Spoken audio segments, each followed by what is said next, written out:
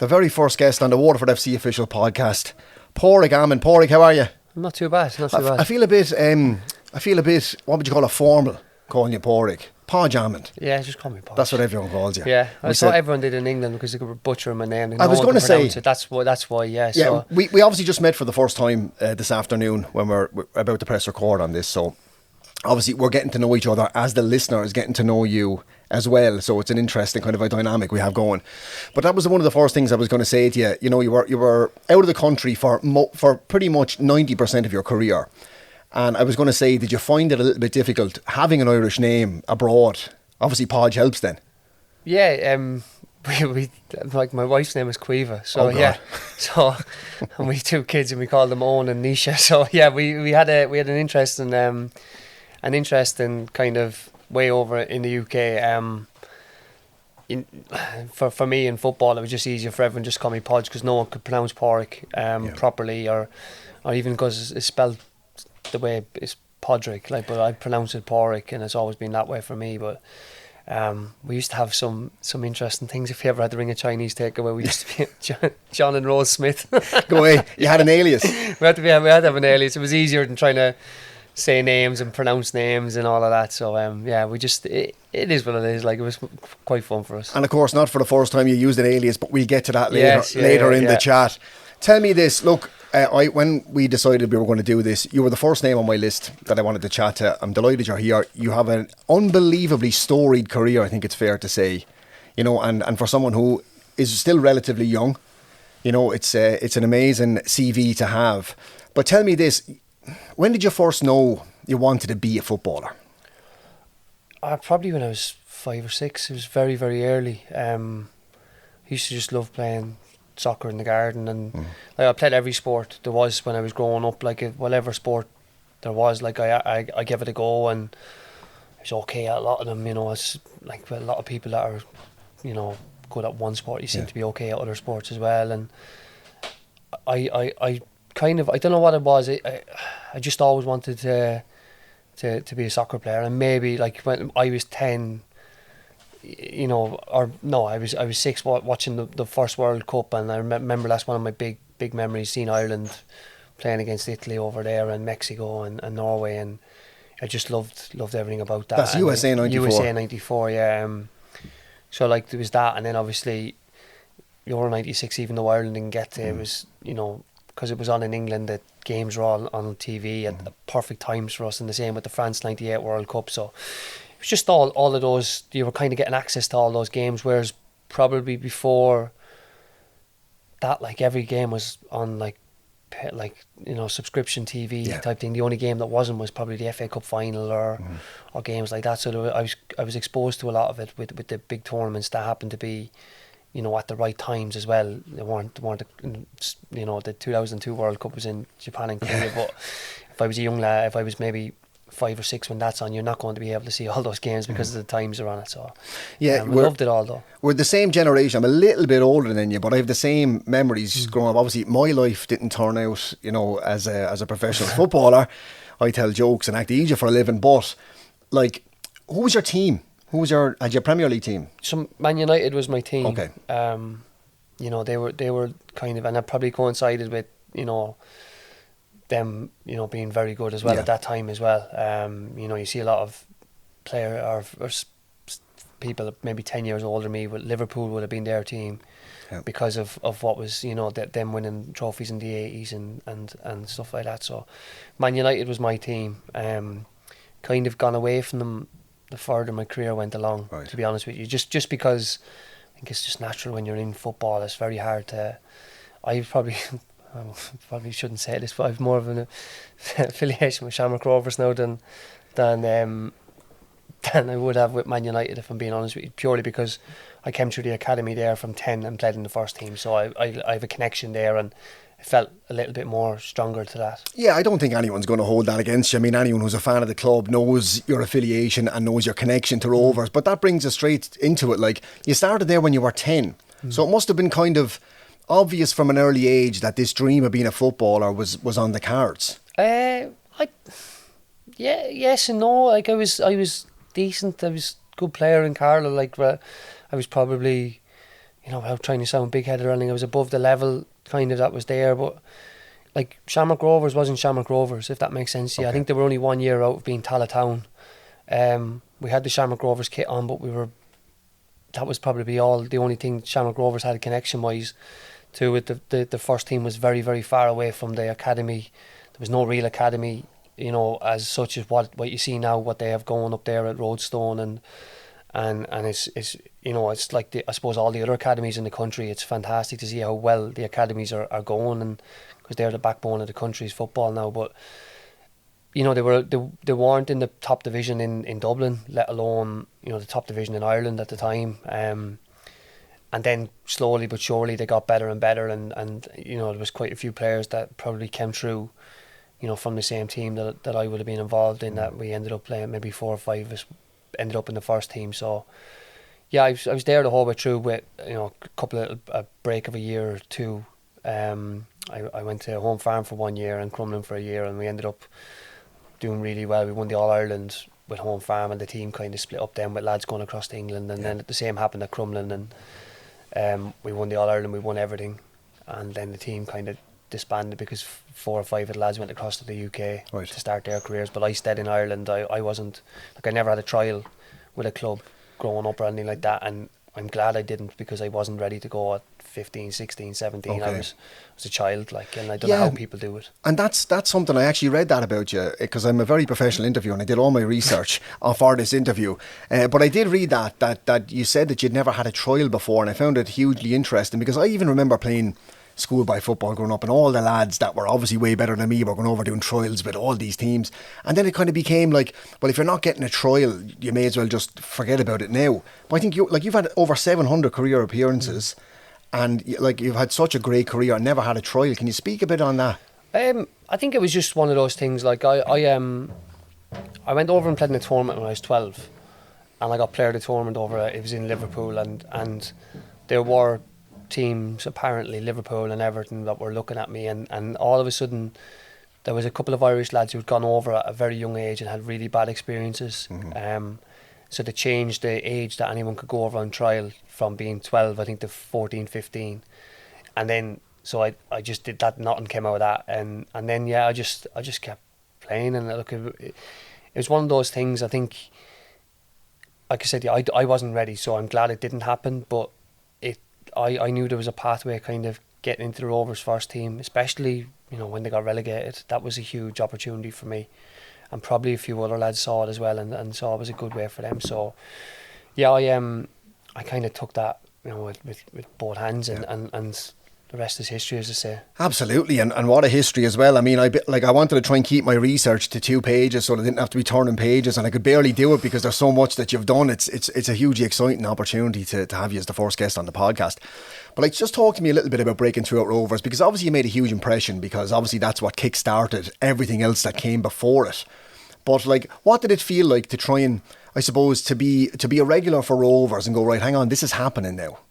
It was crazy at the beginning, because, for my first year we were in the first division, and it was the first time Rovers, I think the only time they've ever been in the first division. So every away game was like a home game. But then equally the pressure that was on the club to get promoted that year was unbelievable. And I've said this before, and I'll say it again. Pat Scully is probably the only manager that could have done what he did that year. And he was brilliant for my career, and for giving me the start and the opportunity to go, I suppose, showcase what I could do. And it was just really, really good to come through. When I was in the academy at Rovers, you'd see or they'd bring programmes down to us. The programme editor used to kind of look after our team, so he'd bring down all the programmes to us, and I used to collect them all and be reading about the players in the programme and seeing what players were coming through from the academy, and there wasn't many that was after doing it, and I thought, that's just something I wanted to do. I wanted to come through the academy there, and it was just good that I was able to do that. And then obviously when I got the opportunity to be in the first team, it was just more of a case of keeping that for as long as possible, and just trying to make as big an impression as I could. Yeah, it would be remiss of me to not bring this up, and I may as well do it now. We spoke about your aliases earlier on when you're ordering Chineses, but it's not the only time in your career you've used an alias for something. You were playing a bit of Ga under an assumed name. Is that right? Yes, under an assumed name, yes, but it was only for public under an assumed name. All the official paperwork was gone down as my proper name. That's what I was going to ask. Yes, yeah. it wasn't. There was nothing dodgy about it. It was just I was asked to stay out of photos and stuff like that, just purely because look, I was training with the Carlow minor hurlers from November, and the way the seasons work, you know, the Shamrock Rovers season started in March, and in November Rovers had been relegated, and I was 17. I was nowhere near the first team or anything like that, and then there was financial issues and players had to leave, and all pre-season I never trained with them, and I played an under-21 game the week of the second game of the season for Rovers, and 4 days later I was making my debut up in Athlone, and then the next game was against Kildare County, and I didn't know whether I was going to be involved or was involved, but we were playing Wexford that day in Carlow. Thank God I was in Carlow and Kildare, by the way, because I would have been in big trouble otherwise. But yeah, we played Wexford in Dr. Cullen Park at 3 o'clock, and I remember we trained the night before at Shamrock Rovers, and we were supposed to be training with the hurlers as well, and I spoke to the manager and I said, look, I've trying to double job here at the minute, so just bear with me as much as I can, but I promise you I'll have an answer for you Friday night, whether I'll be there on Saturday or not, or what. And I was involved on the Saturday with Shamrock Rovers, and the whole way back down the car I said to my dad, we drove into the county grounds to training, and I said, like, I'm going to have to go in and tell them, and I went in with the full intentions of telling them I wasn't playing, and they came up with this way that they could do it, that, you know, keep me out of the photos, announce me as a different name, you know, but obviously everything was going through in the team sheet, and yeah, so I played 3 o'clock and then went home, had a shower, and then went straight to Station Road to play against Kildare County. So yeah, it could have been over very quickly, I think. But luckily, I suppose Pat was quite understanding towards the end, and I've said this before, he had a soft spot for me. He really, really liked me as a player, but also he liked me as a person. He liked our family, and I think he liked the fact that I felt I couldn't let someone down after, because I was doing so much with them. So maybe that was a little bit, because I used to probably get a little bit more leeway than what some of the other lads would have done. So maybe it was that. The innocent country fella about it as well. So, I was going to say, I wouldn't say they would have had too many dubs lining out for Dublin GAA. It was probably a little bit of that. Well, it would have been a little bit more known if they were doing that. You know, it just happened to coincide that was Carlo's kind of breakthrough year at minor level. And what I read, when I read this about you as well, or actually, do you know what it was? It was someone said to me, I told someone I was doing this at the weekend, and they were like, do you know he played hurling for Carlow? Yeah. And I had to bring it up, but when I heard that you were doing under assumed name, I had visions of, you know, playing junior league or schoolboy league back in the day, and underage or overage players are putting their name on the card. I was like going, how did they get away with that? No, it was all above board. It was just, you know, one of those that you stay out of the way, announce them as a different name, and you know, everyone knew in Carlow who it was. And they were probably all sitting there. No one had a clue what was going on. Why is Brendan Amond being announced as playing? There's been a mistake there. That's gas. But look, it got me away with a few things. How bad? And just before we move off that topic, it just always makes me think of the amount of players that were probably lost to the, you know, because you have to choose one sport or the other. And I always talk around, listen, I wasn't a great sportsman by any means growing up. I played a bit, but that was it. But there was several, you know, players around me who chose GAA over football, that were over getting trials. I won't name names because I don't want to embarrass them, but anyone who's around here probably know who I'm talking about. Do you think there's a little bit of do you think it's an old school mentality that shouldn't be there, or do you think it's right maybe there's an injury thing, and if you're investing, what do you think? I can get the arguments every side. For me, I thought it was a great help in my career. I think playing hurling, you know, the amount of ricochets that happen in a game where the ball is bouncing, you know, everywhere, you know, it's great for your reactions, and I found my timing was very good. For heading the ball, my timing is very good because I can read the flight of a ball, and it's probably from reading the flight of a ball from playing hurling or playing football when I was younger. You know, I'd done athletics when I was younger, cross country, and I found that's obviously been really good for my career, longevity wise, with my cardio and things like that. So look, I see the arguments for and against it. I would never say to anyone to pick and choose one sport. I do understand when people are telling them, you know, you might have to pick one sport over the other, just because, you know, when you look at I suppose the elite level, and you look at the amount of hours that you're supposed to put in before you can kind of master a sport, and how many hours are being lost during the week from people going from here to there, and I get the whole burnout and that, but for me, it was the opposite. I loved every bit of it. I loved playing with every team. I loved having kind of the lads I played soccer with, the lads I played Gaelic football with, the lads I played hurling with. You know, it got me into a situation where I was able to make some really good friends that from 20 years ago that like I'm still really good friends with now, and they were the backbone of everything really for me, sport wise, being able to play with those lads, and I had as much fun playing for Carlow Miners that year as I had playing any year in soccer. It's just soccer was the sport I wanted to play when I had to make a choice, and when it came to making a choice, that's why I chose it. And then speaking of choices then, how did the move to Portugal come about? That is one of life's greatest mysteries. It's so honestly, random. Yeah. But it's just like I was 21, 22 and I was after moving to Sligo, and I was living with Mauro Almeida, who was a centre half for Sligo, and there was a couple of us in the house, and we were sitting down one night watching a game, and he just turned around, there was 3 of us there, and he said, would anyone ever play in Portugal or on the continent? Because growing up, and you probably know this from a lot of lads around the area or stuff like that, everyone wanted to play in England. Yeah. England was the be all and end all for everyone, but the amount of players that were probably lost because they didn't suit the system in England or suit the style in England, whereas if they went to Spain or Portugal or Italy, they were too small for England, but they would have been perfect players over there because they were technically good players. So I was like, of course I'd play it. Like, I want to be a footballer. I'll play anywhere in the world, wherever it is. That was fine. It was just a throwaway comment, a conversation, and Mauro got injured and he went back to Portugal for a while, but we were having a good season and I was having a very good season personally, and we played Shamrock Rovers in the League Cup semi-final, and he was coming back to Waterford, and say the game was at 7 o'clock, there was a knock at the door at 3 o'clock, he came in to say hello, and there was a fella with him, big long hair, looked the part, looked the movie star type thing, and I was going, who's this fella? Like, I haven't a clue. Good looking lad, to be fair to him. But you're looking, going, who's this fella? He introduced them, said, he's with such and such a club, Passos Ferreira, and I was like, okay, the Premier League club, never heard of them, okay. Anyway, played the game, scored 2 in the game, we won 2-1, and after the game, he pulled me over and he was like, look, we're putting a bid in for you in the morning. Wow.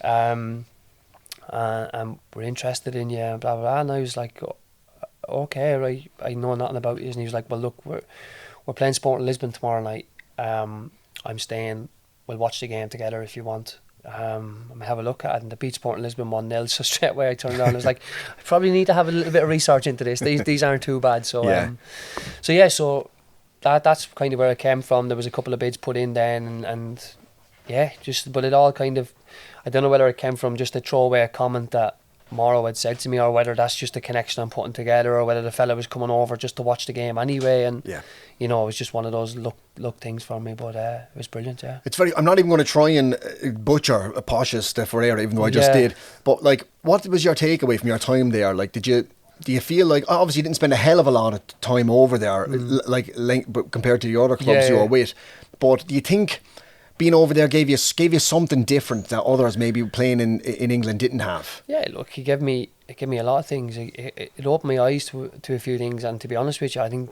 the continental teams were years ahead of everyone else. We're talking about 2010 here, 2011 here, and we used to train, and the goalkeepers used to train with the players out pitch, like involved in the possession. If we were doing an 11v11, one of the goalkeepers would play as a centre midfielder in the opposition team so they could get comfortable on the ball, and now everyone wants their goalkeeper to be comfortable on the ball, and they're all involved in it, but they would do their goalkeeping at the very end of the session. Whereas historically it was like, well, your goalkeeper, your job is just keep the ball out of the net. Probably anywhere I went in England, they just went off into one corner, done their bit, and then when they were ready to join in, they joined in. But with us, they joined in from moment one in the session, and it's probably why so many good players have come from, good goalkeepers have come from there with the ball at their feet. Maybe they might be lacking a little bit with their hands, maybe that's why, but it was just a great opportunity for me to play against big teams in big stadiums over there, and one that I was so happy with and so delighted to have the opportunity to do. So no regrets on that side of it. It was just probably was a level too high for me.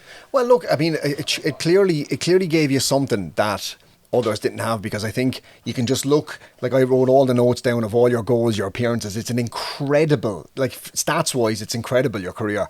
But like, obviously you're over there like playing against Porto and all those teams. Like, Was it hugely daunting for you, do you think, to go from playing against, I don't know, in front of 2,000-3,000 people over here in for Rovers when they were in the first division, to playing in front of 20 and more thousand over there? No, it was all right, to be honest. I didn't mind that side of it, just because I suppose it's what I wanted to do. Yeah. And look, there was some of the teams over there whose attendances wouldn't have been very high. They're there's the 4 big teams over there: Porto, Sporting Lisbon, Benfica, and Braga, who are well supported, and everyone else is it's their second team then after that.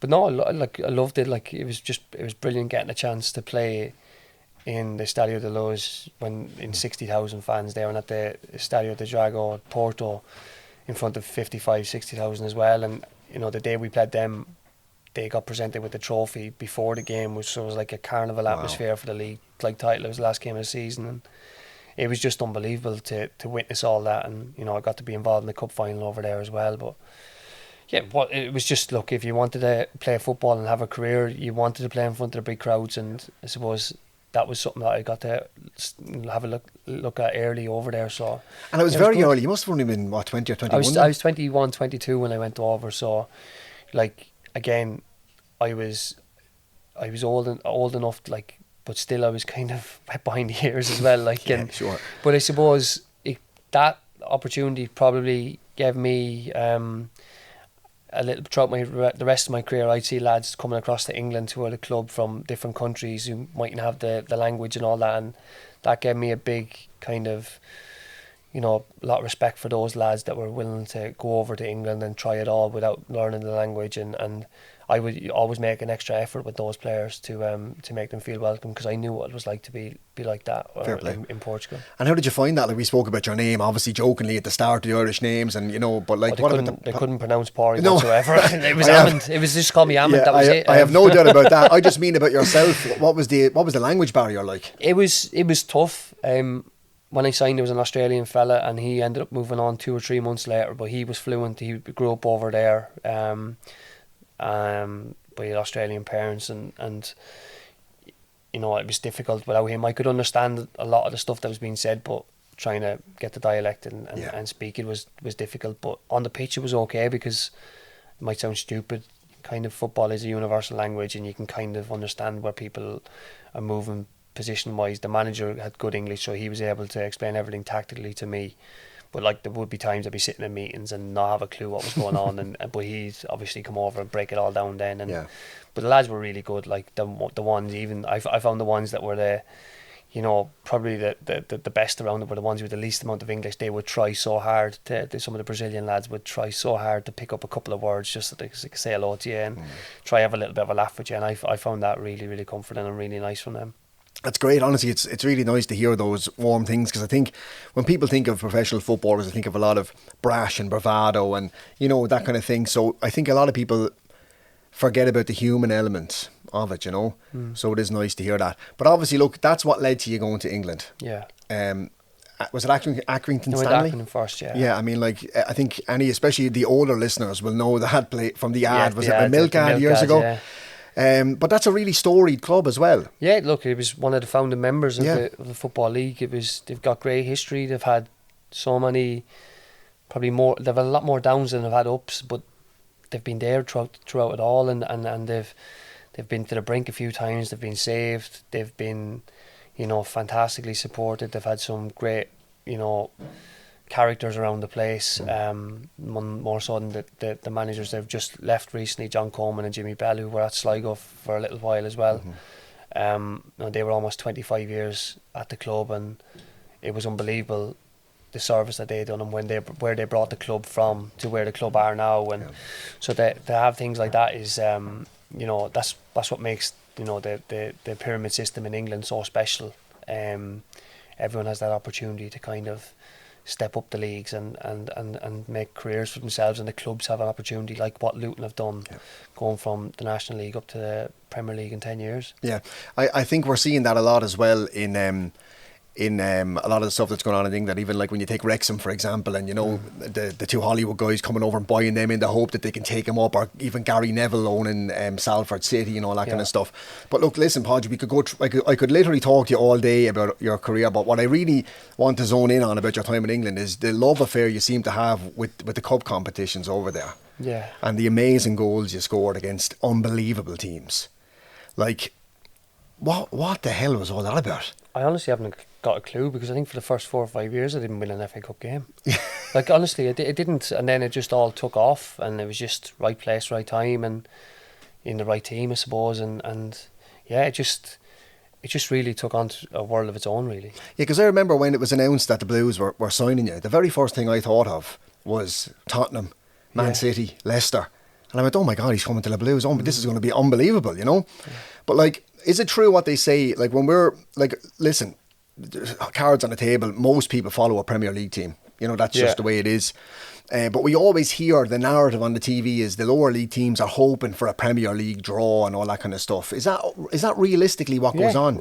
It is. You want the lower league team, like, as a lower league team, you want the Premier League team, and the Premier League teams don't want the lower league team. Yeah. They don't want that embarrassment. They don't want, and look, let's have it right as well. There's times where it's not their biggest priority. Mm-hmm. They have other things that they're more interested in the league and qualifying for Europe and Champions League and whatnot. But like the worst thing that can happen, especially I saw when we played Middlesbrough away and we scored in the last minute and we got a replay at Rodney Parade.